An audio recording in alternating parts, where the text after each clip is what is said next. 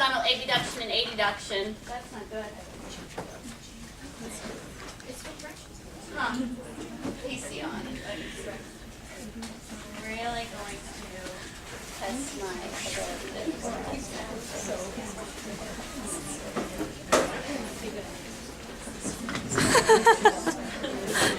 Oh boy.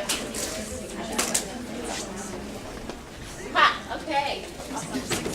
Okay, so horizontal abduction and adduction.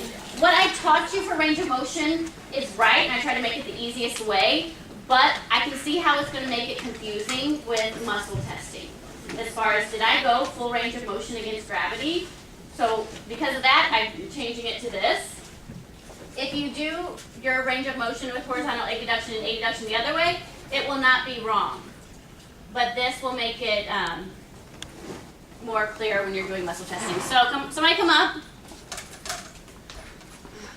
Perfect. Have a seat. So horizontal abduction. So our starting position is going to be here. Okay? I'm going to do it a little bit different than your book to make it easier. So my axis is going to be mid-superior acromion, and I'm going to be in line with the humerus.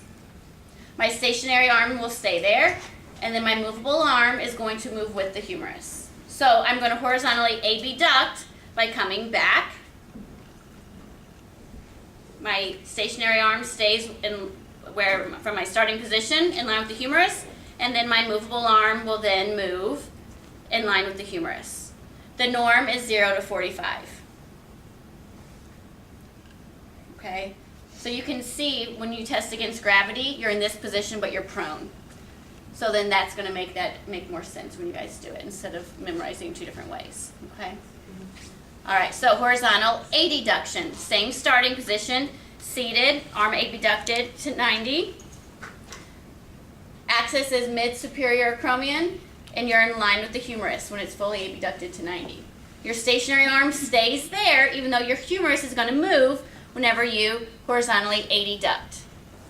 Your movable arm then is in line with the humerus, and your norm is 0 to 140.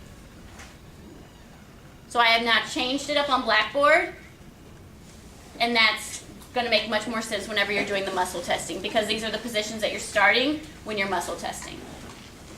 If you still want to measure it from here and have horizontal abduction, this like 0 to 45 there, and then external rotation here to 90, you can still do that, okay?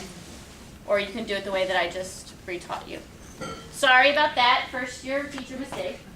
Okay, now we